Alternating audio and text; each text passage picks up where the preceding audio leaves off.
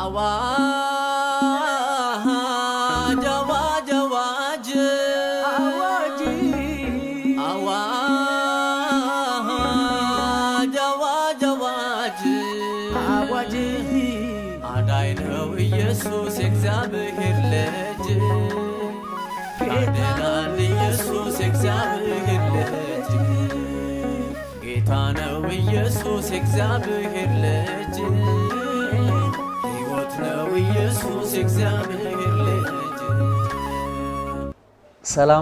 ሰላም ለእናንተ ይሁን በያላችሁበት ቅዱሳን ኢትዮጵያውያን ሁላችሁ ኦርቶዶክሳውያን ፕሮቴስታንት ኤርትራውያን ፕሮቴስታንት ኦርቶዶክሳውያን ሁላችሁ በያላችሁበት ጸጋና ሰላም ይብዛላችሁ። ዛሬ እንግዳ ይዤላችሁ ቀርብ ያለው እኔ ወንድማችሁ አገልጋይ ከፍ ያለው ቱፋ ነኝ። በከፍ ያለው ቱፋ ዩቲዩብ አካውንት የሚለቀቁላችሁ መልእክቶች ናቸው እነዚህ ማለት ነው። ዛሬ ይዤላችሁ የቀረብኩት እንግዳ በድሮ በኦርቶዶክስ ተዋሕዶ ቤተክርስቲያን አብረውኝ የቆዩ አብረን የተማርን እንደገናም ደግሞ ከኔ ይቀድማሉ እሳቸው አባት ናቸው።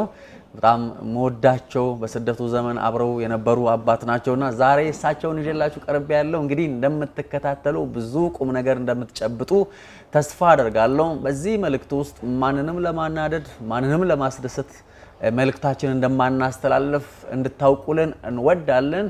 እውነትን ግን በፍቅር እነግራችኋለን። የምትሰሙት እውነት ስጋ እንዲለብስ በፍቅር ከናንተ ጋር እንዲዋሃድ ደግሞ ምኞቴም ጸሎቴም ነው። ጸጋ ሰላም ይብዛላችሁ። ዛሬ እንግዳዬ አባ ፍቅረ ዮሐንስ ይባላሉ። አባ ፍቅረ ዮሐንስ ጥሬን አክብረው ወደዚህ ስለመጡ ይሄንን ቃለ መጠይቅ ፈቃደኛ ሆኖ ከኔ ጋር ስለቀረቡ ለመመለስ ስለመጡ እጅግ በጣም አድርጌ አመሰግናለሁ። እንኳን ደህና መጡ። እንኳን አገኘሁ። አመሰግናለሁ። እሺ እንግዲህ አባ ፍቅረ ዮሐንስ ያው በድሮ ስም ነው መጣራው አባ እንግዲህ መጽሐፉ ከድሮ ከሰማዩ ከአባታችሁ በቀር ሌላ አባት የለምና ማንንም አባ ብላችሁ አትጥሩ በምድር ላይ ይላል ማቴዎስ 23 ላይና ግን በጣም አከብሮታለሁ በጣም ወዶታለሁ እጅግ በጣም ነው ማመሰግነው። እሺ እንግዲህ አባ ፍቅረ ዮሐንስ ዛሬ ለኔ ወንድሜ ነህ።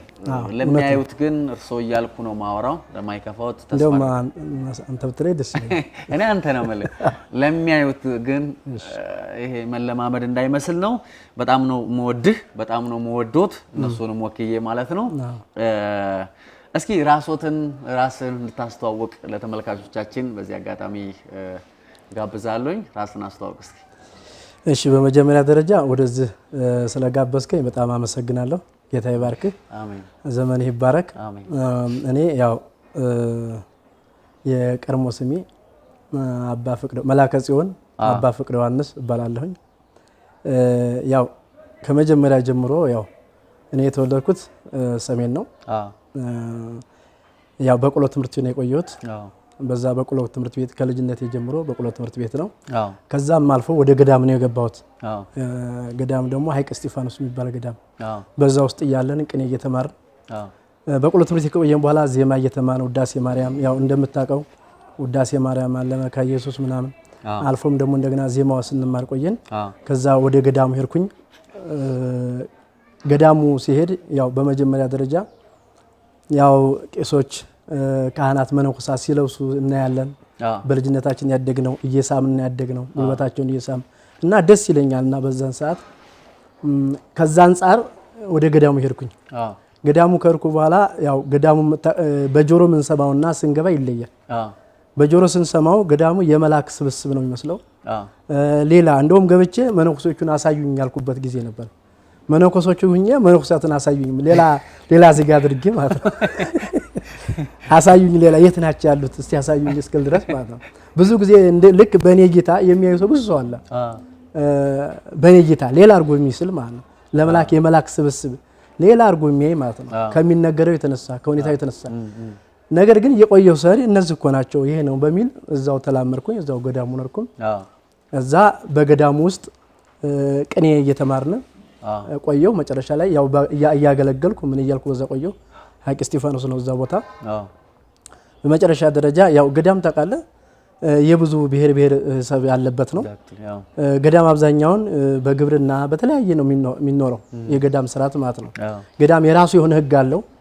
ከአድባራት ይለያል፣ ከሌሎችም ይለያል። የራሱ ህግ አለው፣ የራሱ አሰራር አለው፣ የራሱ እንትን ያለው ከመጽሐፍ ቅዱስ ውጭ ማለት ነው የራሱ የሆነ ቤተክርስቲያን ላይ ሲኖዶስ የማያውቀው የራሱ ውስጥ ህግ አለ የራሱ የገዳም ህግ ውስጥ ደንብ አለ የራሱ ህግ አሰራር አለ በዛ አሰራር እየተመራሁኝ እዛ ወደ 4 አመት ቆየሁኝ ያገለገልኩኝ በተሰጠኝ በመሰራው ነገር ያገለገልኩ በመንፈሳዊም ወይም ደግሞ በጉልበት በመንሰራው ግብርና ስላለ እኔ እንኳን ግብርና አልገባሁም ቴክኒሻል አንዳንድ ነገሮች ሙያም ስለነበረ ወፍጮ ቤት ምናምን ሞተሮችን ማስተካከል አንዳንድ ነገሮች ጀልባ መቅዘፍ አሳ መያዝ ምናምን በዛ ውስጥ ነው እኔ ቆየሁት አብዛኛው ማለት ነው ከዛ ከቆየው በኋላ ቀጥታ ሁኔታው ሳየው እዛ እንደጠበቀው አይደለም መጀመሪያ ሲጠበቀው ሌላ ነው መጀመሪያ ያየው የመላክ ስብስብ ስትሄድ ግን ያው ሀይቅ እንደሚታወቀው የሴት ገዳም አለ የወንድ ገዳም አለ የሴት ገዳም ውጭ ነው የወንድ ገዳም ውስጥ ነው ያለው እርስ በርሱ ደግሞ እንደ አይነት ጦርነት አለ ጦርነታቸው ምንድነው በቦታ ነው ይሄኔ ነው በሚል እርስ በርስ ማለት እሱ ላይ እንመጣበታለን አባ ፍቅረ እንመጣበታለን ስለ ገዳሙ ልዩነት ስለ መነኮሳቱ እንመጣለን ግን ከገዳም በኋላ ከገዳሙ እንዴት ወጥተው ደግሞ የተለያዩ አድባራት እንዳገለገሉ ስለ ራስዎት የህይወት ቅኝት የጉዞ እዚህ ኦርቶዶክስ ቤተክርስቲያን ውስጥ ነበሩትን ትክክል ልክ ከዛ ከወጣው በኋላ ሁኔታው ሳየው በዛው በጉልበት ሰራተኛት የሚያስቀር ነው እና መንፈሳዊም ይሁን የመጽሐፍ ቅዱስ ዕውቀትም ይሁን የትኛው እንድታውቅ አይፈልግም የሚነገርህ ገርለ ነው የከሌ ታሪክ የእንጦስ ታሪክ በቃ የተለያየ ታሪክ ነው የሚነገረው ያ ደግሞ በራሱ እኔ ጥርጣሬዎች የምጠራጠራቸው ነበር እዛ ውስጥ እየተነገረኝና ማላምናቸው ራሱ እዛ ውስጥ በጣም እንደዛ ስለነበረ ማወቅ የመጽሐፍ ቅዱስ ዕውቀት ፈለኩኝ ማወቅ ፈለኩኝ እዛ መጽሐፍ ቅዱስም ነገር ገል ብቻ ነው የገል ቤት አለ ያነባል ሌላው ይሰማል እንደዛ ነው ስርዓቱ ከዛም በኋላ እኔ ከጳጳሱ አስፈቅጄ ከአቡነ አትናቴዎስ አስፈቅጄ ድቁን የተቀበልኩት እዛው ነው ከዛ አስፈቅጄ ዝዋይ ገባሁኝ ዝዋይ ከቆየሁ በኋላ እዛ የተወሰነ ተማርኩኝ ከዛ ተነሼ ወደ ዝቋላ ነው የሄድኩት እሺ ምንኩስና የተቀበልኩት ዝቋላ ነው ዝቋላ በመጀመሪያ ደረጃ ይሄ ሞፈር ቤት ወይም ደግሞ የገበሬ ቤቶች አሉ እዛ ከቆየሁ በኋላ ቀጥታ ወደ ቤተክርስቲያን አገልግሎት ነው የገባሁት ያው ዕውቀቱ ስለነበረኝ ማለት ነው ዕውቀቱ የሌለው ያው ዝም ብሎ አህያጫኝ ነው የሚቀረው በዛ የሆነ ነገር ንፍሮ ቀቃይ ነው እንጀራ ጋጋሪ ነው የተለያየ ነው የሚቀረው መገበሪያ ይፈጫል እዛ መገበሪያ የሚፈጫል የተለያየ ነው የሚያደርገው መገበሪያ እያደቀቀ አህያ እየጫነ እርሻ እያረሰ ይበላል እኛ ለዚህ ውጭ ሌላ ነገር የለው እና እንዲህ ያልኩ ከዛ ከቆየው በኋላ ልጅም ስለነበርኩኝ መነኮሳለሁ አልኩኝ ያው ስታይ ደስ ይላል ያው ውስጥ አንዳንድ ምንም መንፈሳዊነት አታይበትም ዙሮ ግን እዛው ስለገባሁበት ልመንኩስ ብዬ አብዛኛው ይሄ ከስራ ምሽሽት ምን ለምሳሌ ቤተ መቅደስ ብቻ የምታገለግል ከሆነ ሌላ ምንም አትሰራም የጉልበት ስራ አያገኝም የጉልበት ስራ ለማምለጥ ስል ዕውቀቱም ስለነበረኝ ከዛ ቤተ ክርስቲያን ያገለግል ከሆነ ለምን አይመነኩስም የመነኩስ በሚል መነኮስኩ እዛ በኋላ ቀጥታ የቤተ ክርስቲያን አገልግሎት ነው የገባው ስለዚህ ጎበዞቹ በጉልበታቸው የሚተማመኑ ለመስራት ባይማሩም ዕውቀት ባይኖራቸውም ችግር የለውም ይላሉ ሰነፍ ነኝ ብሎ የሚያምን ግን ቀጥታ ወደ ውስጥ ወደ መግባት እንደማንም ብሎ መግባት ግዴታው ነው እሺ ያመልጣል በዛ በዛ መለጥኩኝ ከዛ ከገባው በኋላ ግን ያው ምንኩስና ታውቃለህ ወደ ምንኩስና ያው ቀጣይ አወራለሁ ስለ ምንኩስና እየጻፍኩ ነው ምንኩስና ምንድነው ከየተጀመረ ውጤቱስ ምንድነው ከመጽሐፍ ቅዱስ አንፃር ከእግዚአብሔር ሐሳብ አንፃር ምንኩስና ምንድነው የሚለውን እየጻፍኩ ያለ በቅርብ ጊዜ ይወጣል መጽሐፍ ማለት ነው እና ግን በዛ ውስጥ ግን ስትመነኩስ የራሱ የሆነ ኪዳን አለ ያስተኙሃል ከዛ ይደገማል ድግምት አለ የራሱ ልክ እንደሞተ ሰው ፍታት ተብሎ ፍታት ተፈታለ ልክ እንደዛ አድርገው ነው ከዛ እንግዲህ ይሄ ሁሉ ከዛ የጽድቅ ጥማት ነው በነገራችን ላይ ማለት ነው ይሄ ከሆነ በኋላ በዛ ውስጥ ልክ ተኝተህ ነው ከተኛ በኋላ የቄሶች ያው ካህናቱ ይደግሙባል ይጸልያሉ ልክ ማህራ ለነፍሰ ገብረ ፍቅረ ዮሐንስ ይያሉ እንደሞተ ሰው በቃ ሞቻለሁ ለማለት መጽሐፉም መነኮሰ ሞተ ስለሚል ማለት ነው መሞት ስለሆነ ተብሎ ማለት ነው እሺ ከዛ እንደዛ ከተደረገ በኋላ 40 ቀን ሙሉ አትወጣም 40 ቀን ሙሉ አቡጀዴ ለብሰህ ቆቡማ አቡጀዴ ነው ቀሚሱማ አቡጀዴ ነው ምንም ልብሱ አይወልቅም እጅን አትታጠብም ምን አትልም ምግብ በለው በቀን አንድ ጊዜ ነው ልክ ሰንሰለት በዚህ ታጠቃለህ አለ የራሱ ገመድ የምትታጠቀው አለ እሱ በራሱ ቅማል ያፈራል በዚህ የገጠመኝ በጣም ከባድ ብዬ በዛ ውስጥ ያለፍኩበት ነው ነገር እንደገጠመኝ መጨረሻ ባወራ ደስ ይለኛል። ይሄ ቀምለዋል በጣም በኋላ እንደው ሰብሰብ አድርገው ይሄ ገጠመኝ እዛ ቤት ውስጥ ያለው ገጠመኝ ያጫውቱናል። እሺ ከዛስ ከምንኩስናው በኋላ ከዛም በኋላ አሁንም ማሻሻል ትምህርት ማሻሻል ያስፈልጋል። የበለጠ አገልግሎት እንድታገለግል መንፈሳዊ ይሆን በቤተክርስቲያን የሚያስፈልገውን ትምህርት በሚል ቅዳሴ መማር በደንብ ስላለብኝ ወደ ሙር ገዳም ነው የሄድኩት። እሺ ሙር ገዳም ከርኩ በኋላ እዛ የሚፈልገውን ትምህርት ተማርኩኝ። አላጌ የሆነውን ትምህርት ከተማርኩ በኋላ ቀጥታ ወዴት ነው የሄድኩት? በአቡነ መልከጼዴቅ አቡነ መልከጼዴቅ እንግዲህ እዛ ቅስና ተቀብያለሁ። በአቡነ ጎርጎርዮስ ዝቋላ ያለው ከዛም በኋላ ወደ ሙር ገዳም ሲሄድ ከሙር ገዳም ደግሞ አቡነ መልከጼዴቅ ናቸው። አሁን ሞተዋል። እሳቸው ጋር ነበርኩ። ከዛ በነበርኩበት ሰዓት ደግሞ ቅዳሴ ተማርኩኝ። የመጽሐፍ ቅዱስን ጥናት አለ በጣም ደስ የሚል ከሌሎቹ በተሻለ መልኩ ማለት ነው። ጥሩ ናቸው። አዎ የተሻሉ ናቸው። አሁን የሌላው ብታይ ሌላ ቦታ የለም። እዛ ግን መጽሐፍ ቅዱስ ጥናት አለ። የማቴዎስ ወንጌል ጀምረህ ማታ ማታ ይጠናል። ሁሉም ዲስከስ ያደርጋል። አጥንቶ ሸምድዶ መግባትም አለበት። ያ ነገር አለ። ያ አንድ ነገር ብዙ ነገር ጠቅሞኛል። አንዳንድ ውስጥ የሚፈልጋቸውን ነገር ሁሉ እያገኘ መጣ። ልክ ከዛም በኋላ ግን ወደ እምድብር ጉራጌ ክልል እምድብር ማርያም እና ተክለ ሃይማኖት ቤተክርስቲያን እዛ በልቅና ተመደብኩ። አለቃ ሆነ አለቃው እኔ አተራ ቀዳሽ ሙኛ አላቀው። ከዛ አለቃ ሆኜ ተመደብኩኝ። ያው ቻይለንጆች አሉ በወቅቱ ካህናቶቹ እንዴት ይሄ ህፃን ልጅ እኛን ያስተዳድራል እንዴት ይሄን ይላል እያሉ ብዙ እንትን ነበሩ። ነገር ዝሮ ግን 5 ዓመት እዛ ቆየሁ በኃላፊነት። ከዛ ከቆየሁ በኋላ ቀጥታ የርኩት አርባ ምንጭ ነው። አርባ ምንጭ ደብረ ጽዮን ገዳም እሺ በአቡነ ኤልያስ አማካኝነት እዛ ሄድኩኝ። እዛ ገዳሙ ደግሞ ወደ 4 ዓመት ከምናምን አስተዳደርኩ እዛ። እሺ በዛ በኖርኩበት ግን አሁን እዛ ነው አንድ ጌታን እንዳገኛ እንዲረዳኝ ነገር ማለት ነው። እዛ ውስጥ ባለሁበት ነው። እዛ ቆየሁኝ። ብዙ ቻይለንጆች አሉ እዛ። ከዛ ካለፍኩ በኋላ ቀጥታ የመጣሁት ደግሞ ወልዲሶ ማርያም። እሺ ወልዲሶ ማርያም ደግሞ ብዙ ቻይለንጆች ያለበት ቦታ ነው።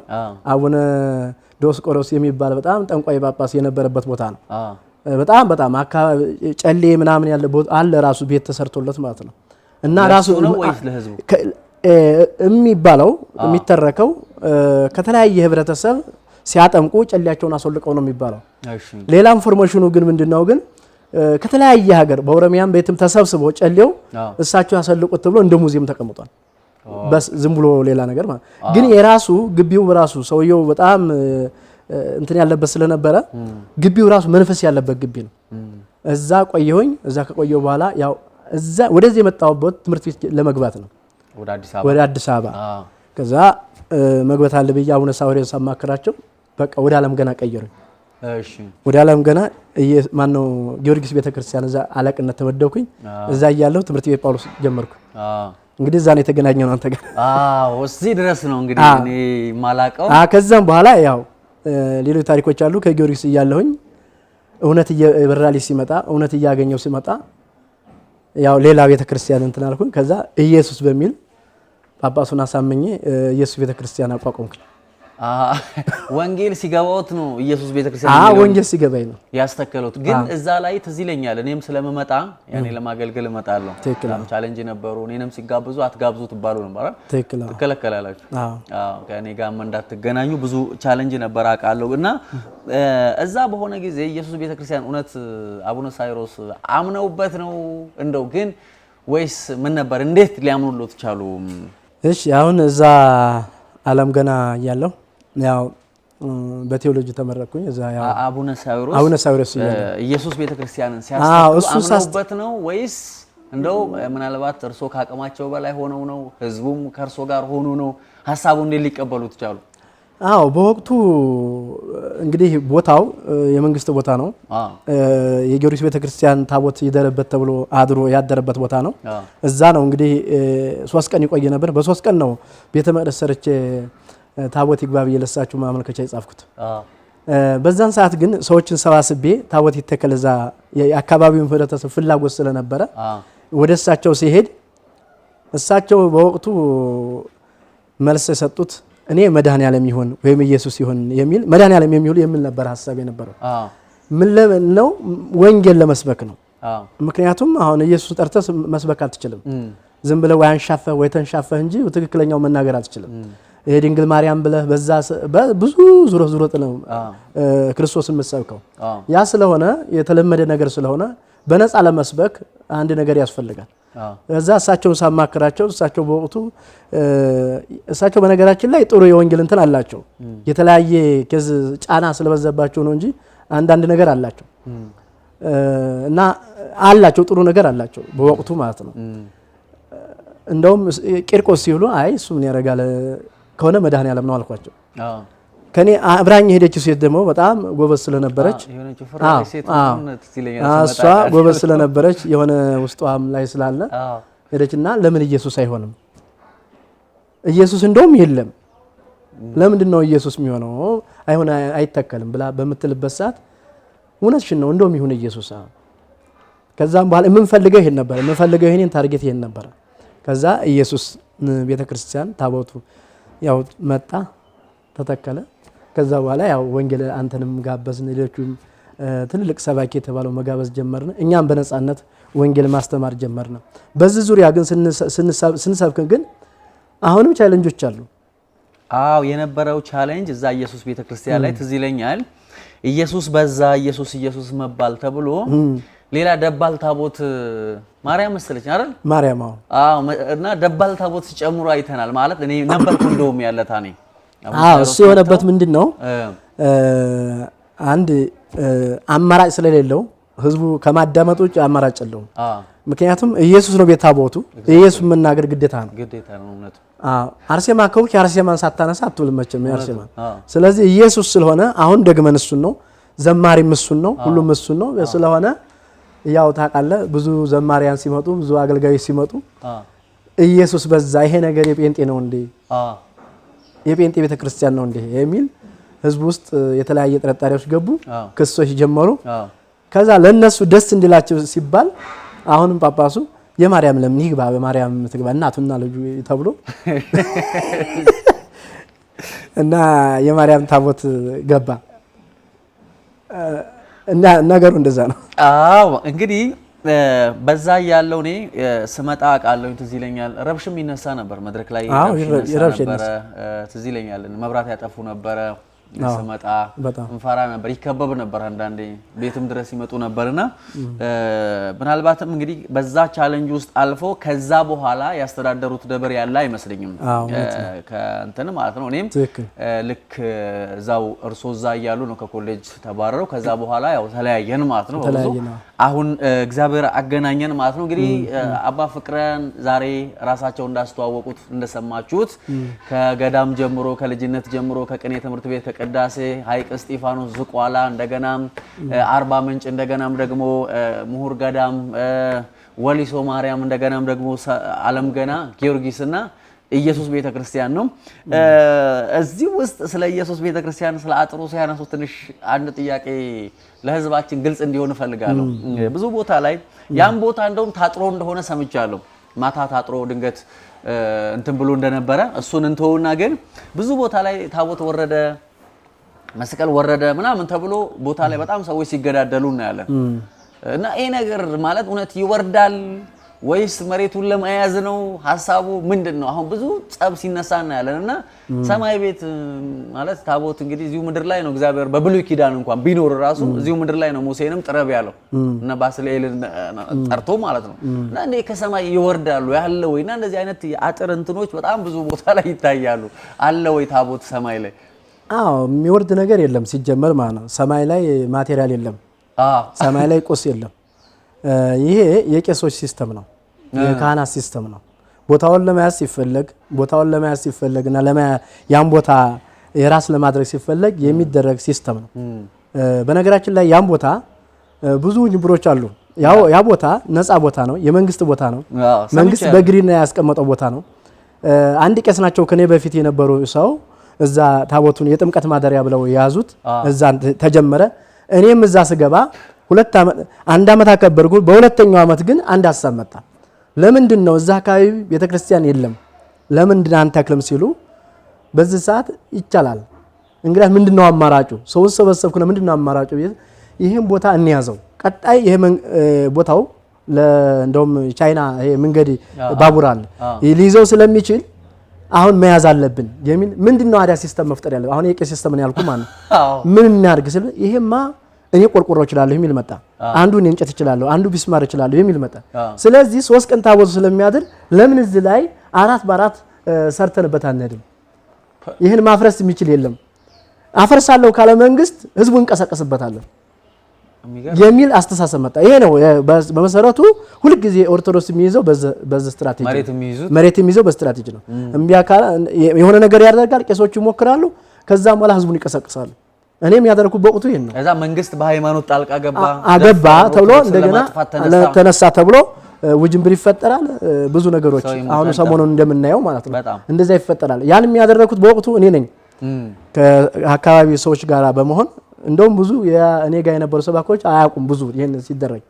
በኋላ ነው ያወጡት እነሱ ራሱ ለምን እዚህ ሌላ ይከፈላል የሚል ስትራቴጂ ስለነበራቸው ያን ተደረገ ከዛም በኋላ ወደ ህጋዊነት ነው ሊከድ የተፈለገው ከዛ ታቦቱ ሲተከል ራሱ መንግስት አያውቅም ሲገባ ራሱ ጳጳሱ እንዴት ነው የመንግስት ነው መንግስት ፈቅዷል አላሉ እንኳን ያዛችሁት የሚል ነው በወቅቱ በቃ አስገብተናል ማን ያወጣዋል የሚል ስትራቴጂ ነው ከዛ መጣን አስገባን ካስገባን በኋላ ዙሪያውን ደግሞ አጠር ነው በጉልበት በሰፊው አድርገን በጉልበት አጠር ነው ሲታጠር ግን መንግስት መጣ ያጠራችሁት የማን ነው እንዴት አጠራችሁት ማን ሰጥቷችሁ ነው ይምን መጣ እኛ በወቅቱ ያቀረብነው ወዲያው ግን ተፈራርመን ህጋዊ እንዲሆን ሰጠን በአመልካች ያቀረብነ በዚህ ውስጥ ራሱ እኔ ከከንቲባው ጋር ሁሉ ከፍዝቅ አድርጎ ሰርቦኛል እናንተ እንደው እንዲሰርቃችሁ መሬት እንደነው እግዚአብሔር የሚቀበላችሁ ይሄን ማለት እኔ ኦርቶዶክስ ነኝ አለኝ እኔ ኦርቶዶክስ ነኝ ግን እናንተ እንዲሰርቅ እየሰረቃችሁ የመንግስት መሬት ታቦት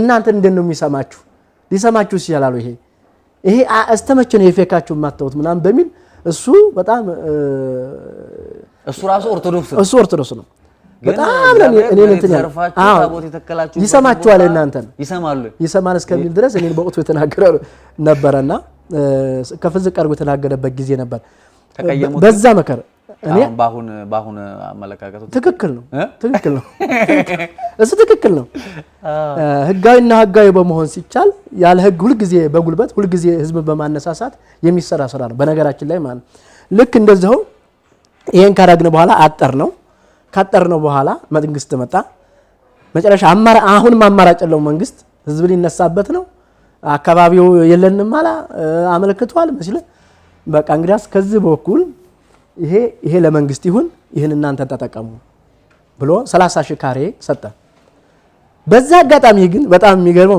በጣም የሚያሳዝነው ማለት ነው ከመጀመሪያው እኔ ተዋናይ ነኝ በዛ አጋጣሚ ግን ይሄ ከመንግስት ጋር እንትን ብሎ ይሄን መሬት ሸጠው ተብሎ እኔ ስሜ እንትን አለ የሚገርመው ማለት ነው ያ መጀመሪያ ቅድሚያ ጥሪ ያልነበረ ከዛ ሳጥሪ ያልነበረ መንግስት እዚህ ወዲህ በቃለ 30,000 ካሬ ሲል ይሄኛውን ያሰሰሩ እንትን ሽጦት ነው የሚል ሐሳብ ሁሉ ዛሬም ድረስ ይሰነዝራሉ ሰዎች እርሶ ምንሳ ገብተዋል ማለት በዚህ በህዝቡን አነሳስቼ መንግስት እንትን ማለት በጣም መንግስትንም ይቅርታ ሊጠይቁ ይገባል በዛ አጋጣሚ የድሮው ነው ያለው መሰለኝ ያሁኑ አይደለም ማለት መንግስቱ ያው መሬት ኢትዮጵያ ነው መሬት ኢትዮጵያ ነው ለማንኛውም ምንድነው ያው መቼም ሰው ይሳሳታል ደግሞ ትልቁ እድገት ምንድነው እኔ ማምነው ሰው ካጠፋይ ጥፋቱን የሚናገር ሰው በነገራችን ላይ ልማት ላይ ያለ ሰው ነው አጥፍቻለሁ ያለፈው ታሪኬ እንዲህ አይነት ስተት ነው የሚል ሰው ትልቅ እንትን ነው በዚህ መንግስት ራሱ ስተት ነው እንደማይል አምናለሁ ምክንያቱም አዌርነስ እየሰጡ ነው ከዚህ በኋላ እንዲህ አይነት ነገር እንዳይደገምኩ ካለፈው ከኔ ስተት ተማሩ ይያሉ ነው እዚህ በጣም ይሄ ብቻ አይደለም ታቦቱ ግን ይወርዳሉ እንደው የሱን እኔ እንደውም የሱን አይደለም እዚህ ጋር ታቦት ወረደ ብለው ታጥሮ ያድራል እዛም ጋር ታቦት ወረደ ተብሎ ታጥሮ ያድራል ነው ይወርዳሉ ታቦቱ አለ ወይ ሰማይ ላይ በነገራችን ላይ ይሄ የሚወርድም ነገር የለ ቅድም እንዳልኩ ነው የሚወርድ ነገር የለም ማቴሪያል ቁስ ሰማይ ላይ የለም ሲጀመር ለተክለ ሃይማኖት ወረደላቸው ለእንትና ወረደ ይሄ ዝም ብሎ ፌክ ነው ተረት ነው ግን ሲስተሙ ምን መሰለ አሁን የቄስ ሲስተም ነው ለምሳሌ ልበለ ይሄ ቆስቋም ለምሳሌ እንደው ማንሳት ባያስፈልግም የሆነ ቦታ ለምሳሌ ቆስቋም ብናነሳ ቄሶቹ ቦታውን ፈለጉት ቄሶቹን ቦታውን ሲፈልጉት ምንድን ያደረጉት ታቦቱን ቢያለን አሉት ታቦቱን ቢያለን አሉ ታቦቱን ቢያለን ብለው ቦታውን ፈልገውታል ቆም ቢያለ ምን አማራጭ ድንኳን ይተከል ተባለ ድንኳን ተተከለ አማራጭ ነው መንግስት በቃ ይሰጣቸው ይሄ ቦታ ተባለ ታቦቱን ቢሚል አይደለም አራት ማዕዘን ጣውላ ነው እኮ ምንም ታቦቱ ምንም ቢሚልም አንድ ነገር እኛው ቀርጽ ነው አይደል? እኔ ለምሳሌ ገዳም ተቀርጸው ነበር ታቦቱ እኔ ራሴ ነኝ የምቀርጸው ከግራር እንጨት ነው ወይ ከዋንዛ ነው ወይም ከወይሎም እንጨት አለ ከማይነቀዝ እንጨት እኛው እንትን ግን 10ቱ ትእዛዛት ይጻፋሉ ውሸት ነው አይጻፍም ማየት ይቻላል እንዴ አቋ ማለት ብዙ ጊዜ እግዚአብሔር ይሄን ታቦት ላይ 10ቱ ትእዛዛት አሉ የእግዚአብሔር ቃል አለ ምን ሰግደው ለታቦቱ ለእንጨቱ ሳይሆን ላው ላይ ላለ ለ10ቱ ትእዛዛት ነው የሚል ስብከት እነ ዘበነም ሆኑ እነ ምናምን ሲያወሩና ያለን ግን እንደው እርሶ ቀርጸው ካወቁ ታቦቱ ላይ 10ቱ ትእዛዛት ይችላል 10ቱ ትእዛዛት ሲጀመር ታቦት ኢትዮጵያ ውስጥ የለም በተቀሉ ማለት ነው ታቦትና ሰሌዳ ለይቶ ማወቅ ወሳኝ ነው ታቦት ማለት አራት ሰው የሚይዘው በመሎጊያ የሚያዝ ነው ታቦት ትክክለኛው ጽላትና ታቦት ህዝቡ ለይቶ ያቀም ጽላት ነው የኢትዮጵያ ጽላት ተብሎ ነው ታቦት ግን አራት ሰው የሚይዘው ነው ሲጀመር ማለት ነው የብሉይ ኪዳን ስናየው አራት ሰው የሚይዘው ነው በመሎጊያ የሚያዝ ነው የሚናተፍ አውራ የመሰለ ክሩብ ያለበት ነው እሱ ነው ታቦት ይሄኛው ግን ሰሌዳ ነው 10 ትእዛዛት አለበት ተብሎ የሚጻፈው ሰሌዳው ነው አይደል ይሄ ግን ወይ ታቦት አይደለም ወይ ሰሌዳም አይደለም ሰሌዳ ቢሆን 10 ትእዛዛት መኖር አለበት ይሄ ግን 10 ትእዛዛት የለበትም ዝም ብሎ የሆነ የስላሴ ከሆነ የስላሴ ፎቶዎች እዛ ይቀርጻል እኔ አሁን ስቀርጽ ስለነበር የስላሴ ዝም ብሎ ሰው በራሱ ግምት ይሳለው ግምት ነው ስላሴ ማን አይቶታል አብም አይታይም መንፈስ ቅዱስም አይታይም በተለየ አካሉ የመጣ ክርስቶስ ብቻ ነው ያላየው እንድትስለዋለ እሱ ነው አሁን ስናየኛ ቶሎ ስላሴ ሶስት ሰዎች ስናይ ስላሴ ፎቶ እንላለን ናቸው ወይ ብንል ግን እውነታው ላይ አይደሉም ግን በቃ ሰው መጽሐፍ ሲናገር አብ ማንንም ሊቀርበው በማይችል ብርሃን ይኖራል ነው የሚለው አብን አንድስ እንኳን ያየው የለም ሊያየውም አይችልም በማንንም ሊቀርበው በማይችል ብርሃን ይኖራል ነው የሚለው አብን ይሄን ይመስላል ብለህ አስለው ሽማግሌም አድርገህ ወጣትም አድርገህ ልስለው አትችልም ግን በሃይማኖት ምን ይደረጋል 3 ሽማግሌ ተደርጎ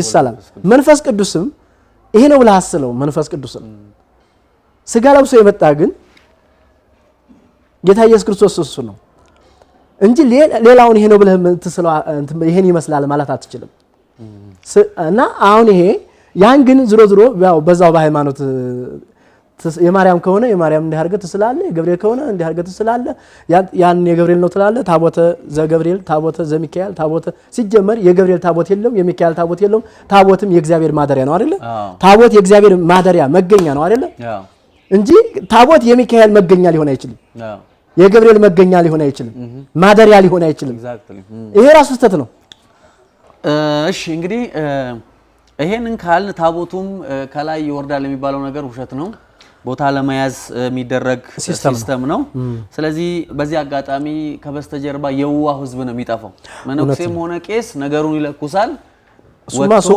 ሱቅ ነው መኖሪያው ነው ወጥቶ ግን የሚጋደለው አሁን ወጣቱ ነው ምስኪናቱ መከራ በልታ ያሳደገችው ቤተሰቡን የሚረዳ ተስፋ ለቤተሰቡ የሆነ ወጣት ሃይማኖቴ ተነካበኝ ብሎ ነው የሚወጣው እዛ ላይ እንግዲህ በረብሽ በሚነሳ በጸጥታ ጉዳይ ህይወቱ ያልፋልና ኢትዮጵያውያን ባላችሁበት ሰማይ ላይ ታቦት ስለሌለ ወርዷል ተበላችሁ እጠሩ ስትባሉ ያጠራችሁ ህይወታችሁን አትገብሩ ህይወታችሁን ጠብቁ ለቤተሰባችሁ ኑሩ አስፈላጊው ጥያቄ ካለ ህጋዊ አካል ከላይ ማንንም መሬት ሳያጠር ከላይ መንግስት ከቤተክርስቲያኒቱ ዋና መሪዎች ጋር ተነጋግሮ መፍታት ያለበት ነገር ይፍታ እንጂ ሰፈር ላይ እንደ መነኩሴ እንደ ባታይ ብድግ ብሎ እዚህ ቦታ ጸበል ታየ እዚህ ቦታ መላክ ወረደ እዚህ ቦታ ታቦት ወረደ ብሎ በሚያጥረው አጥር መንደር ውስጥ አንተ እናትን ውሃ ቀዳላት ህይወትን ያለ ጊዜ መቅጠፍ የለባችሁም ብዬ በዚሁ አጋጣሚ ምክር ላስተላልፍ እወዳለሁ እንግዲህ አሁን አባ ፍቅረ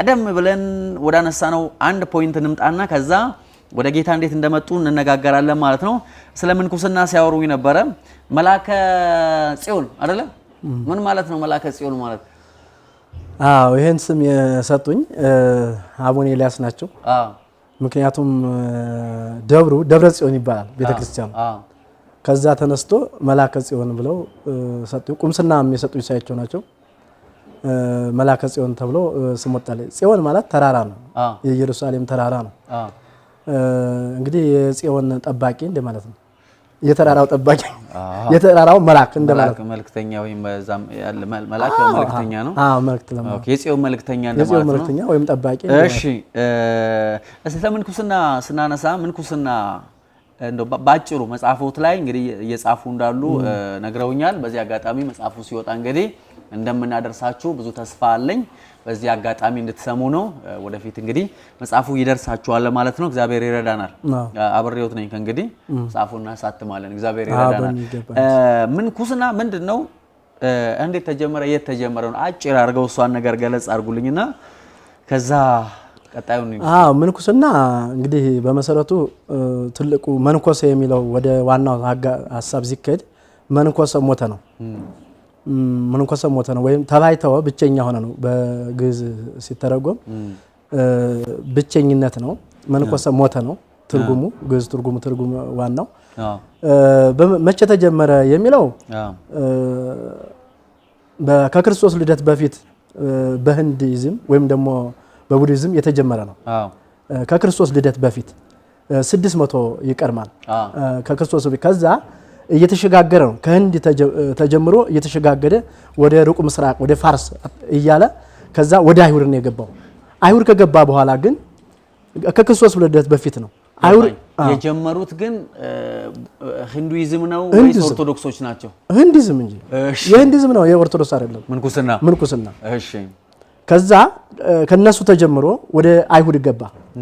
አይሁድ ደግሞ ከገባ በኋላ ከ110 ከክርስቶስ ልደት እስከ 110 ባለው ድረስ አይሁድ ድረስ ሃይማኖተኞች የአይሁድ ሃይማኖተኞች በምኩራብ አካባቢ ገዳም ገድመው ራሳቸውን ለማጽደቅ በራሳቸው ጽድቅ ለመቆም በሚል ከተለያየ ነገር ለመቆጠብ በሚል በምኩራብ አካባቢ ገድመው ራሳቸውን ይኖሩ ነበር።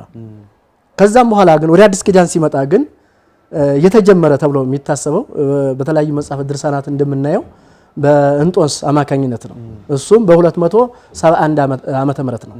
በ271 ዓመተ ምህረት ወደ ኢትዮጵያ ነው። አይ በእኛ ማለት ነው። በእኛ በ271 ዓመተ ምህረት ነው። ይሄም ደግሞ ግብጽ ነው የተጀመረው። እሺ በአዲስ ኪዳን ምንጩ ግን ማን ነው? ሂንዱይዝም ነው። እሺ የነሱ ነው። ከዛ እንደገና መቃርስ ደግሞ ያው ተመሳሳይ ነው ሐሳቡ። እነዛም ወጣ ብለው ብቻቸውን ሊያሰላስሉ ከተለያየ እንተ ለመቆጠብ ከተለያየ ብለው ጀመሩት።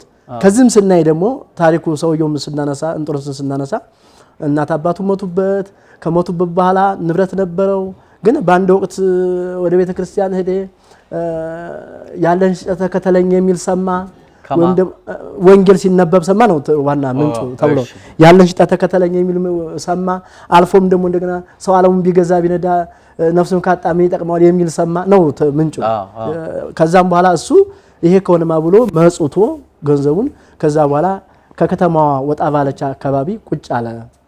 ከዛም ወደ ገዳም ደግሞ እየሸሸ ወደ ጭራሽ ነው ሄደ ነው የሚለው ምንጩ ነው የተጀመረው። ግን አሁን አይጋጭም ማለት ከኦርቶዶክስ ቤተክርስቲያን ስርዓት ጋር።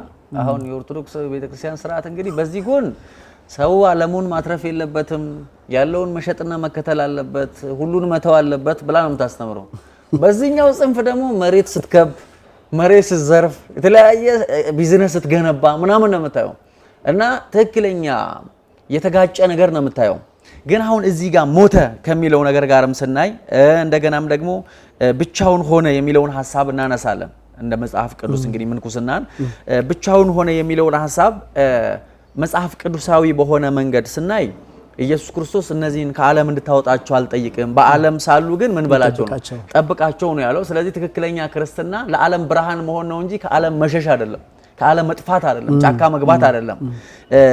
ሁለተኛው ሞተ የሚለውን ሐሳብ ስናይ እንግዲህ የሞተ ሲመቱት አይሰማም አይደል? ሲሰድቡት አይሰማም። ግን እኔ ብዙ መነኮሳት አይቻለሁ ማለት ገዳም ባልገባም ዝቋላም ሄጃለሁ፣ ምድረ ከብድም ሄጃለሁ፣ ግሼንም ሄጃለሁ፣ እስጢፋኖስም ሄጃለሁ፣ ምድረ ከብድም ሄጃለሁ፣ ተክለ ሃይማኖትም ሄጃለሁ። ብዙ ቦታ ሄጃ አይቻለሁ። ብዙ መነኮሳትም አግኝቻለሁ። ሞተ ከሚለው ይልቅ ተበተ የሚለው ቃል ይገልጻቸዋል ብዬ አስባለሁ። በጣም ማለት ከዚህ ቀሚስ ውስጥ በጣም እንደውም ትዕቢተኞች እንደሆኑ ነው ብዙዎቹንም ማየውና የሚደባደቡም እንዳሉ አውቃለሁ። እና አይጋጭም ወይ ማለት ምኑ ጋር ነው ሞቱ ያለው ምኑ ጋር ነው እንትን የሚለው? እውነት ነው። በዚህ አንድ ያልቋጫው ምንድነው ወደ ኢትዮጵያም የገባበትን በዛው ጨረሸ በኋላ ጥሩ ግብጽ ነው የተጀመረው። ከዛ ደግሞ ተስዓተ ቅዱሳኑን ተብለው ወይም ዘጠኙ ሰዎች ወይም ደግሞ እና አቡነ አረጋዊ ተብለው የሚጠሩት እነሱ ወደ ኢትዮጵያ ይዘውት መጡ ነው የተባለው። እሱም ደግሞ በ471 እስከ 80 ባለው ገደማ ነው ይዘውት የመጡት ወደ ኢትዮጵያ። የምንኩስና የሚባለው ኢትዮጵያ ውስጥ የተስፋፋበት ማለት ነው። እንግዲህ ከህንድ ጀምሮ ነው ከማያምኑ ከህንድ ተጀመረ። ከዛ ወደ አይሁድ ከዛ እንደገና በአዲስ ኪዳን ደግሞ በእንጦስ ተብሎ እንዴት እንደመጣ ማለት ነው።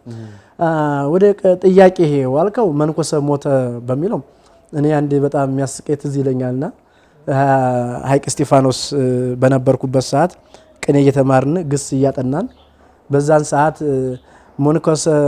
መንኮሰ ሞተ ተብለ ታጠናለ ግሱን እያጠናን የሚይዝ ወደ ሽምደዳ ስለሆነ ማለት እና የቅኔ መምህሩ ምን ሞተ ነው በላ ነው እንጂ አሉ። ማረሳው ማለት በላ ነው እንጂ አሁን መነኩሴ ደግሞ ምን ሞተ ነው ደግሞ በላ መንኮሰ በላ ቢባል ይሻላል አሉ። ከዛ ተማሪው ይሄን እንደ ሳቅ ነው ያወሩሳቸው። ከዛ ተማሪው በጀርባው መንኮሰ በላ ይላል። ከዛ አንድ መነኩሴ ሲመጡ መንኮሰ ምንድን ነው ያላችሁ አለ። መንኮሰ በላ ከዛ እስከ ላይ ድረስ ክስ ተከሶባቸው አስታውሳለሁ። ወደ ትክክለኛው በመሰረቱ ምንኩስና የእግዚአብሔር ሐሳብ አይደለም። እንደ ዋናው ምንጩን አሁን ያሉት ሁኔታውን እንደው ኬዙን ከማየታችን በፊት ምንኩስና የእግዚአብሔር ሐሳብ ነው ወይ? የእግዚአብሔር መርህ ነው ወይ? የእግዚአብሔር አጀንዳ ነው ወይ? ሲጀመር የእግዚአብሔር አጀንዳ አይደለም። የአጋንንት ትምህርት ነው። የአጋንንት ትምህርት የእግዚአብሔር ሐሳብ አይደለም። እግዚአብሔር ያለው ምንድነው? ብዙ ወተባዙ ወምልኡ ባለ ምድር ምድርም ሙሉአት ተባዙ ምድርም ሙሉአት። ይሄ እግዚአብሔር አጀንዳና የእግዚአብሔር ሐሳብ ነው። ከዚህ ውጭ ምንኩስና ማለት ተቃርኖ መቆም አመጽ ነው። እግዚአብሔር እንዲበዛ ይፈልጋል፣ እሱ ግን ምን ማድረግ አትብዛ የሚል መርህ ነው። የማን ሐሳብ ነው? የሰይጣን ሐሳብ ነው። ጢሞቴዎስ 4 ላይ ሲያወራ እዛው ላይ እናገኘዋልና ያጋንንትን ትምህርት እያደመጡ እምነታቸውን የሚክዳሉ፣ ጋብቻንም ይላሉ ይከለክላሉ። እግዚአብየር የቀደሰውን ምግብ ወይም ደግሞ የመረጠውን ምግብ እንደሞ ይከለክላሉ። ከምስጋና ጋር መሆን የሚገባው ማለት ነው። አየህ ያጋንንት ትምህርት እንደሆነ የምታየው አመጽ ነው። በእግዚአብሔር ሐሳብ ተቃርኖ መቆም ነው ምንኩስና ማለት። እግዚአብሔር እንዲበዛ ይፈልጋል፣ እሱ ግን እንዳይበዛ ማለት አየህ በጣም እንትኑ ራሱ ያጋንንት ትምህርት ነው። ትምህርቱ ራሱ ከመጀመሪያው ጀምሮ ማለት ነው። ስለዚህ እንደገና ወደ ሁኔታዎች እየተከሰቱ ባለው ስታይ መጀመሪያ ስታየው የመላክ ህይወት ነው ብያለሁ ቅድም ሲገባ። ከገባህበት በኋላ ራስን ታኮፍሳለህ። ራስን ታኮፍስ ልክ አባ ስትባል እኔ ለምሳሌ ማለት ከራሴ ያው ሰዎች አባ ሲሉ በጣም ይገርማል። ይሄ ስሙ በራሱ በጣም ከባድ ነው። የተለየ አድርጎ ከሌሎች ለይቶ ስለሚያሳይህ መነኮሳት አንዱ የሚተውበት ከዛ አንፃር ነው። አባ ይባላሉ። ከቄስ የተለየ ክብር ይሰጣቸዋል። በሚሰጣቸው ሰዓት ለመሳለም እንኳን እንደዚህ እግራቸው እስከሚያስጠጥ ድረስ አሁን ብዙ ሊቃነ ጳጳሳት ላይ እግሩ ነው የሚሰጥ። እንዴ ደግሞ እግሩ ነው ተደፍተህ የምትስመው፣ እግሩ ነው የምትስመው። ብዙ ጳጳስ አሁን እንደው እንዲህ አድርገው ይሰጡሃል፣ እንዲህ አድርገው ማለት ነው እስከዚህ ድረስ ይሰጡሃል። ለምን ቢባል ራሳቸውን ከፍ ስላደረጉ አባ ስለተባሉ የተለየ ነገር ስለሚሰማቸው። ትቢት ደግሞ የማን ይመስላል? ትቢት ሲጀመር የዳቢሎስ ነው። እኔነት እኔ ብሎ ከሰው ከጀመረ ያ ሰው ምንድነው? ከዳቢሎስ ነው። እኔ የሚባል ነገር የለም። አየ የእግዚአብሔር ሐሳብ አይደለም። ጌታ ራሱን ወርዶ ነው አለ እግር ያጠበው። እነሱ ግን እንደዚህ ማድረግ አይችሉም። ለፊልም በአመት አንድ ጊዜ ሊያደርጉ ይችላሉ እንጂ እንደ አይነት ትትና የሚባል አታይባቸውም። የስቅለት ያርብለታ እንደም ደብዳቤ ስንጽፍ ምንድነው በጣም እኔ አሁን ዛሬ የተጸጸኩበት ንስሐ የገባሁበት ምነግርህ ነው። ማመልከቻ የሆነ ነገር ስናመለክት በረከታዎትን ከእግረዎት መስቀል ስር ተደፍቼ ይሄን ማመልከቻ አመለክታለሁ። እግራ እንኳን መስቀል ቀርቶ ምንም ነገር የለም። አየ ከእግራቸው መስቀል ስር ወድቄ እስከዚህ ይሄ እየተባልክ እንዴት አተብትም? ስለዚህ ሞተ ከሚለው ተቃራኒ ሲጀመር ነው የሚሸጠው እንትኑ ሲጀመር የሚሞትም ነገር የለም። ሞት በክርስቶስ ነው። ክርስትና ነው ሞት እንጂ ምንኩስና ሞት አይደለም። ሰውየው ከናዳም ብቀብረው ይነሳል። ሲጀመር ሰውየው ገዳም ገባ። ምግብ ልትከለክለው ትችላለህ፣ ልብስ ልትከለክለው ትችላለህ፣ ግን ሰውየው አይሞትም። መሞት አይችልም። ሊደክመው ይችላል። ይሄ ውጨኛው ቦዲ ሊደክመው ይችላል እንጂ መሞት አይችልም። መጽሐፍ የሚለው በክርስቶስ ሆነን አሁን ለኃጢአት ሙተናል አይደል የሚለው ለኃጢአት ሙተናል ለክርስቶስ ሕያው ነን። በክርስቶስ ነው እንጂ ክርስትና መሞት ነው። በክርስቶስ ስትሞት እንጂ ሙቻለሁ ተሰቀያለሁ ስትል እንጂ ፊልም ተሰርቶ እንደዚህ ማራ ተብለህ ፍታ ተፈቶ ሞትክ ማለት አይደለም። ውሸት ነው። ሰውየው አይሞትም። ምንም የሚሞት ነገር የለም። ገብቷል። ለዚህም ነው ስላልሞተ በክርስቶስ ስላልሞተ ሰውየው ሕያው ነው። ለኃጢአት ሕያው ነው። ለትዕቢት ሕያው ነው። ለጥንቆላና ሕያው ነው። ለአስማት ሕያው ነው። ለሁሉ ነገር ሕያው ነው። የሞተው አንዳች ነገር የለውም ሲጀመር ማለት ነው። ያው ዝም ብሎ ስርዓቱን ነው እንጂ የሚደረገው ሰውየው ሞቶ አይደለም። ለምሳሌ እኔ ሰምቼ ማቀው እዛ ውስጥ እየቀደሱ ሲሰዳደቡ እንደውም ቅዳሴ ላይ በጣም ብዙ ስድብ ሰማለሁ። እኔ ተማታትቻ ቃለሁ። እኔ መነኩሴ ነኝ፣ ቆሞስ ነኝ፣ የደብረ አለቃ ነኝ። ግን አንድ ቄስ ቤተ መቅደስ መጥቻለሁ። ቄሱ በጣም አደገኛ ቄስ ነው። ያው ቄሶች ታውቃለህ ክፎች ናቸው። ቄስ ማለት በጣም ክፉ ካባ ለብሶ የሚል ሰይጣን እንደማለት ነው። ቆይ አይ እነሱም ደግሞ መነኩሴዎች እንደዛ ነው ይላሉ። ግን የሚገርም ማለት እነሱ በጣም ከባዶች ናቸው እና አብዛኛውን ከብዙ ማህበረሰብ ከብዙ ሰው ስለሚገናኝ መነኩሴ ቄሶች ይጠላሉ። ይሄ ሲሪየስ። አሁን ለምሳሌ በድሮ ስርዓት ነው ማለት በአሁኑ እንኳን አላውቅም። ልክ አሁን ለምሳሌ አንድ የክልል ፖሊስ እና የፌዴራል ፖሊስ እንደማይዋደዱ መነኩሴና ቄስ በጣም አይጠናድበት ነው ይባላል።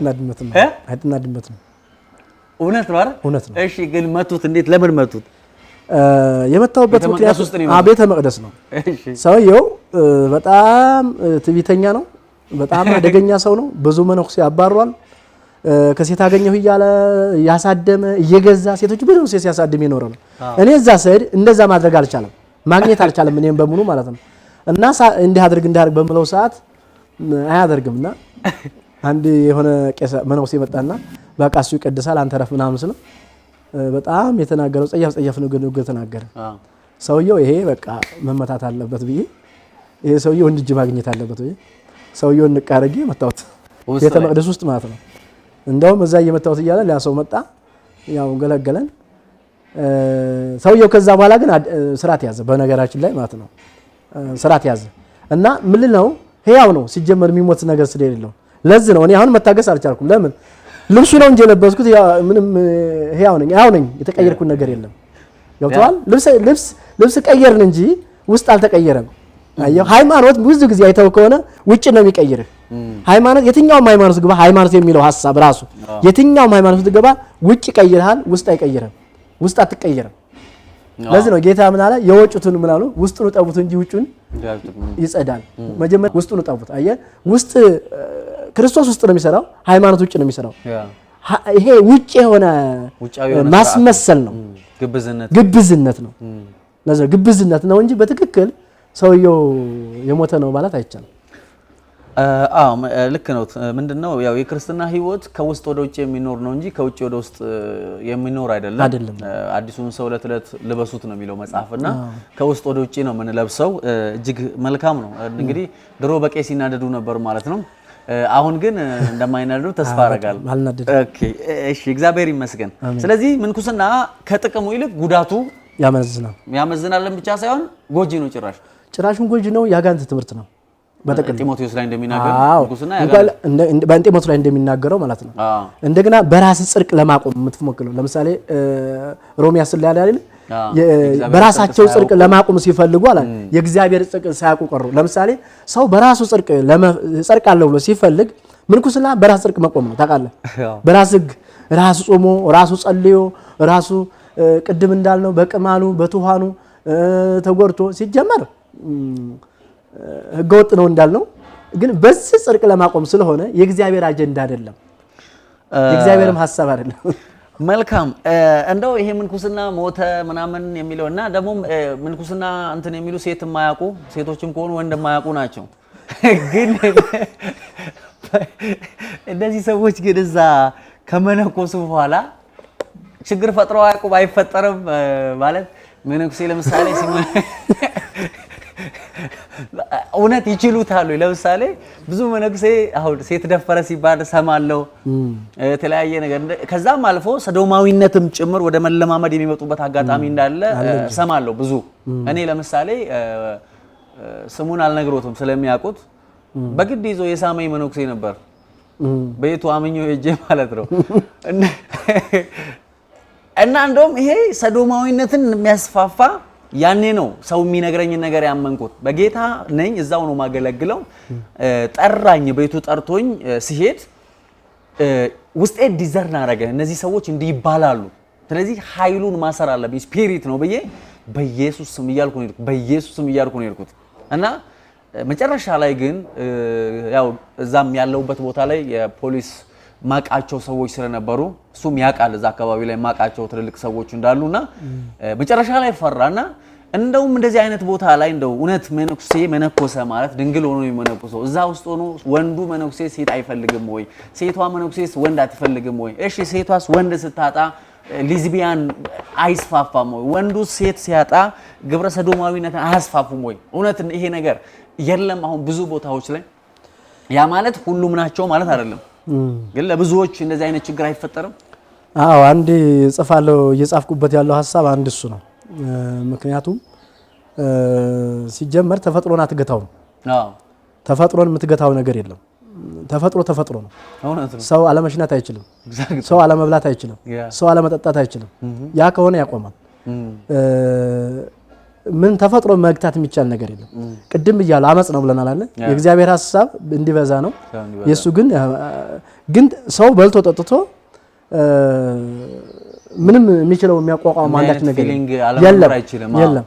እንደውም ገዳማት ብዙ ጊዜ አብዛኛውን ያው ነው ገዳም ያው እንደነገርኩ 20 ምን ዓመት ነው በቆየሁበት እንትን ገዳም ውስጥ አሁን ያሉ ኬዞች ብታይ በጣም ከባዶች ናቸው። አሁን ላይ እኔ አሁን 66 ግብረ ሰዶም ምናምን ሲወራ እኔ አይደንቀኝም። የማይደንቀኝ ምክንያቱ ምንድነው ቀርሞ እንደገባ ነው እኔ የተረዳሁት። አሁን ይሄ ወራ እንጂ ገዳማት ውስጥ ያለ ገዳማት ውስጥ በስነ ስርዓት አለ። ይሄ ነው እውነቱን ነው ነገር ገዳማት ውስጥ በስነ ስርዓት አለ። በዚህ የተለማመዱ እንዳይል ልምምድ ያለባቸው አሉ። ሴቶቹም እንደዛው ለዚህ በተፍ ሰው ይሄ ለዚህ ነው እግዚአብሔር ምን አለ ሰው ብቻውን ይሆን ዘንድ መልካም አይደለም። ይሄ እግዚአብሔር ሐሳብ ነው። መልካም አይደለም እሱ መልካም አይደለም ብለህ አንተ መልካም ልትለው አትችልም። እግዚአብሔር የሚመጣውን ኮንሲኮንስ ያውቀዋልና ነው መልካም አይደለም።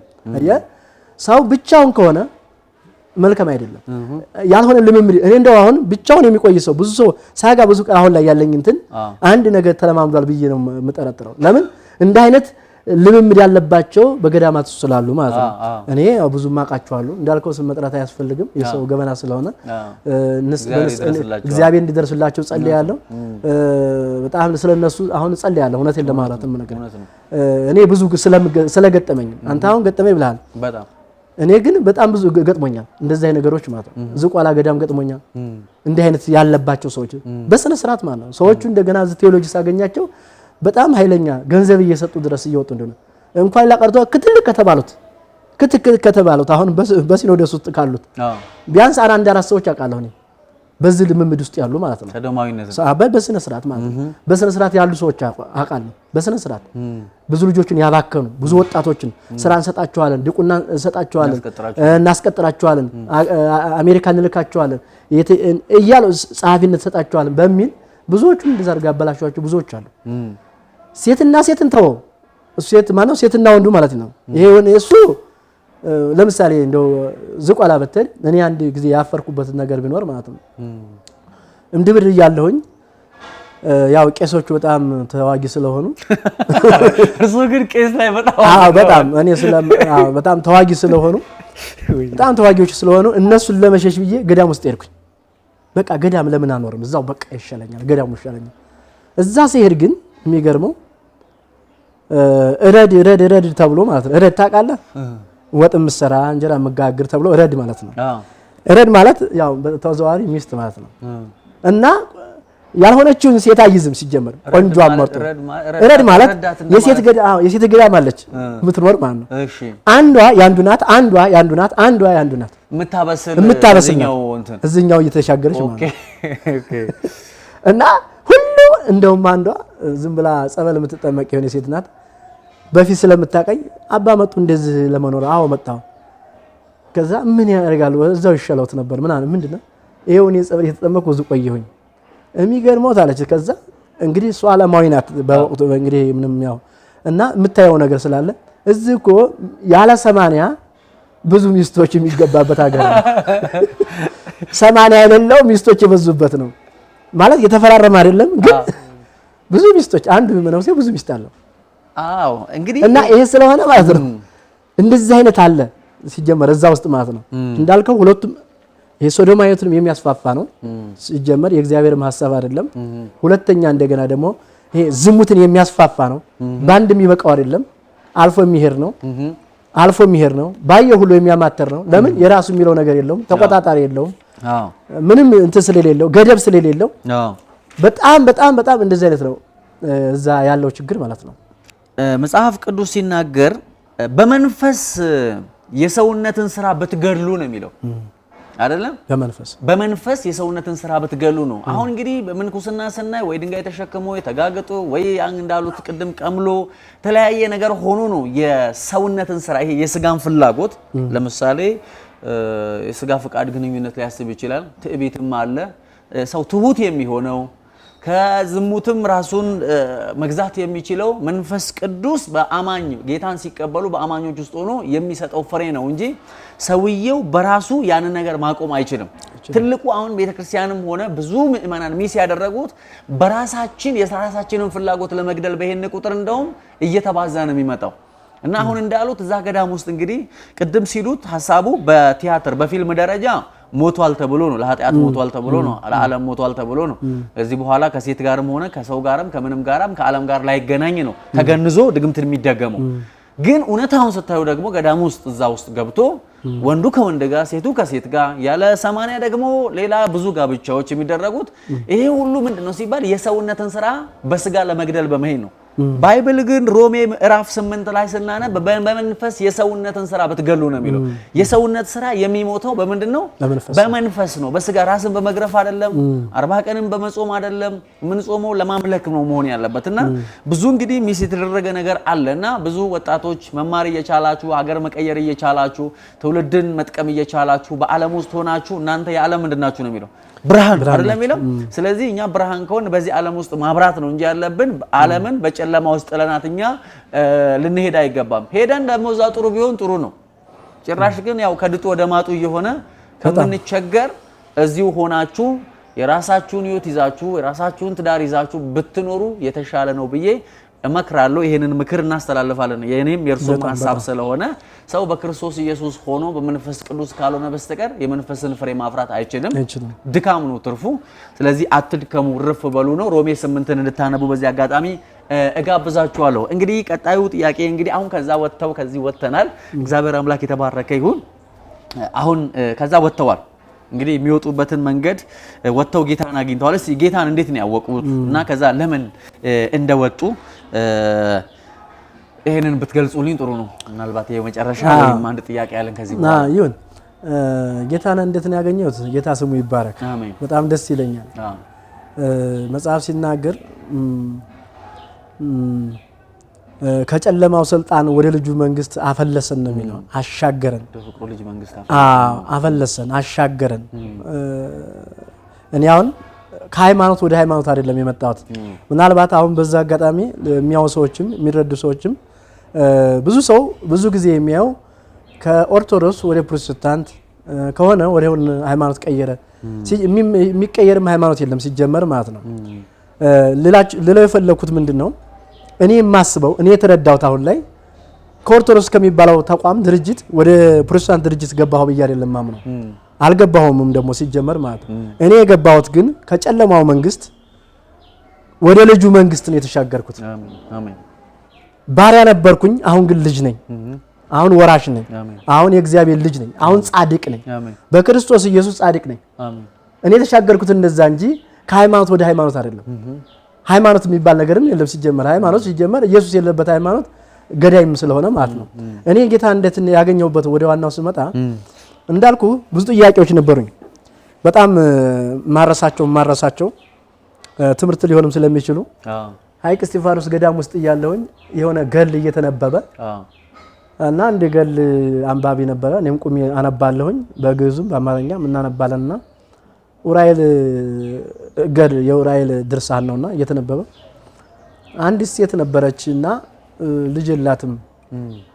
ልጅ ስለሌላት ሁሉ ጊዜ ታለቅሳለች፣ ታዝናለች። ያው ተረት ሞልቷል፣ ችግር የለም እዛ ቤት እና ያቺ ልጅ ስለሌላት እያዘነች እያለቀሰች ስለነበረ ዲያቆናት አዩአትና ሙነሽ ነው አሏት። እሺ አይ ልጅ ስለሌለ እንዴ ኡራኤል ይሰጥሻል እኮ አየ ተቀራሪ ነው። መጽሐፍ ይናገረው ልጆች የእግዚአብሔር ስጦታቸው ናቸው የሚለው የመላክ ስጦታ ናቸው አይልም። የእግዚአብሔር ስጦታ ነው ልጅ አየ ምንም እና የኡራኤል ይሰጥሻል ኡራኤል ሲሏት እሺ ኡራኤል ብላ ጸልያ ተኛች። እንቅልፍ አላት።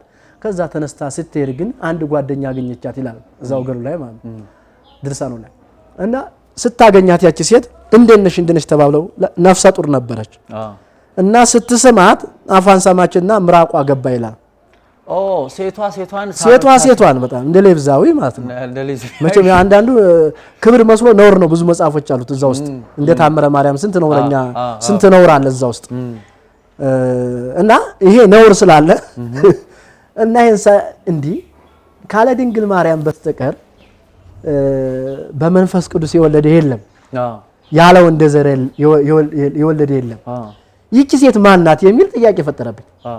እንዴትስ ደግሞ የዚህኛው እርግዝና ወደዛ ተገለበጠ?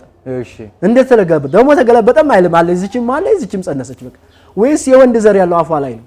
በጣም ለኔ በምንም መለኪያ በመንፈሳዊም ይኸው በሳይንስም ይኸው በየትኛውም ብታየው ልታምነው የማትችል ጸያፍ ጽሑፍ ነው እዛ ውስጥ ያለው እና ያኔ እኔ አንድ ነገር ብጃለብኝ አጋጣሚ በዚህ ሁኔታ እኔ ውስጤ ምን እያለ መጣ እየተጠራጠረ መጣ። ብዙዎቹ እንድመረምራቸው አደረገኝ። አሁንም ጥያቄ ያለብኝ ጥያቄ የሁሉ እንዳልኩ ከገዳም ወደ ገዳም ከአድባር ወደ አድባር አለቃ ወደ አለቃ የሆንኩ በኖርኩበት ሰዓት አንድ ወቅት ግን እንትና አርባ ምንጭ ደብረጽዮን ገዳም ውስጥ እያለሁ እዛ አስተዳዳሪ ነኝ። ሳታት አለ ሳታት የፍልሰታ ነውና እየጾምን እያለን ጌታን ያገኘሁበት ነው የምነግርህ። ምንጩ ነው ሐሳቡ ነው እና ልክ ያኔ እኔ ሌሊት እቆማለሁ ያው እውነት መስሎኝ ማለት ነው አገለግላለሁ። ያን ጮሃለሁ ጮቱን ሳታቱን ጮሃለሁ። ሌሊት ቆይ ማንንም አይቀርመኝም አለቃም ነኝ እንደገና ማንንም አይቀርመኝም እና በዛ አጋጣሚ አራት መሪጌታዎች አሉ ያቋቋመ መሪ ቅዳሴ ምን የመጽሐፍ መምህር አሉ። አንዱ የመጽሐፍ መምህር እዛ እኔ ጋር ተመደበ። እሱ ደግሞ የመጽሐፍ መምህር ነው፣ አዲስ ኪዳን ተመሯል። እኔ ጋር ተመደበና መሪጌታም ነው እና ብዙ ጊዜ ጧጧት ብቻ ነው የሚመጣው ለስብከት ብቻ ሌሊት አገልግሎት ላይ አይመጣም። ያው እዛ እንግዲህ አድማ ያለ ነው አደሙበትና እኛ ለምን ሌሊት እያገለገል እኩል ደሞዝ እየበላኛ ጋር ያገለግልም እኩል ሌሊት በሚል ከሰሱት። ሲከሱት እኔ ደግሞ ቢሮ አስጠራሁት። አለቃ ስለሆንኩኝ ቢሮ አስጠራሁት እና አንጃንት አልኩ ለምንድን ነው የማታገለግለው? ድንግል ማርያም እግዚአብሔር እንዴት አታገለግልም? በገባ ይመጣል ማለት ነህን ስለው በወቅቱ ያ መሪጌታ ሳቀና አንድ ነገር ጠይቀውት አለኝ። አሁን ትልቁ ነገር አሁን ድሮ አንዳንድ ሐሳቦች አሉ እና አንድ ነገር ጠይቀው ሲለኝ ጠይቀኝ ይችላልኩት አገልግሎቱ ላይ እዛው ውስጥ ነው ሲጀመር አገልግሎቱ የእግዚአብሔር አይደለም ማለት ሲለኝ ደብ እስማ ወልዶ ሷዳ አምላክ በቃ እንዴት ይሄን ትላለህ ስለው አይደለም ማለት ከዛ እንዴት አይደለም አንድ ነገር ጠይቀውታልና ጥያቄ በጥያቄ አረጋኝ። እስቲችን ይበሏታልና በዚያማው ይበሏት በይፍቱልኛልና እምቅድመ ሰማይ ወምድር ሃለወትኪ ፀሐይ ወሪ ቀደሙኪ መላእክተ ሰማይ ይትላኩኪ እቺን ይፍቱልኝ እስቲ አማራኝ በዚያማ በሉልኛል። በዚያማ አልኩለት ሰባተ ፍቁር ነው በዚያማ አልኩለት። ከዛ እስቲ ይፍቱታለኝ። ከዛ ምድር ሳይኖር በፊት ሰማይና ምድር ከመኖራቸው በፊት ጨረቃና ፀሐይና ጨረቃ ከዋክብት ከመፈጠራቸው በፊት ማርያም አንቺ ነበርሽ በሰማይም አንቺን ያገለግሉ ነበር የሚል ነው። ይሄ ዜማ ነው እንግዲህ ስናቀልጠው የምናድረው ማለት ነው። ይሄን ዜማ ማለት ነው በጣም በስፒከር እንግዲህ ማለት ነው ህዝቡ ይላል እንግዲህ አስበው እንግዲህ አሉት እኮ ያገለገሉ ይያለ ማለት ነው። እስቲ እርሶ እስቲ ማርያም የተወሰነ ነበረች እስቲ አሁን ይሄን ይመልሱልኝና ከዛ በቃ ላይ ነበረች በዛን ሰዓት ወይ ፀሐይ ጨረቃ ከመፈጠሯ በፊት ነበረች ወይ? የብሉይ ኪዳን መጨረሻ የሐዲስ ኪዳን መጀመሪያ ናት አይደል? እንግዲህ እና አዳም እና አብርሃም እና ዳዊት ምን ቁጥር ስፍራ ማለት ነው ያና የቄም ልጅ ናካልን አለ ይቺ የት ነው ነበረች ብሎ ማውራት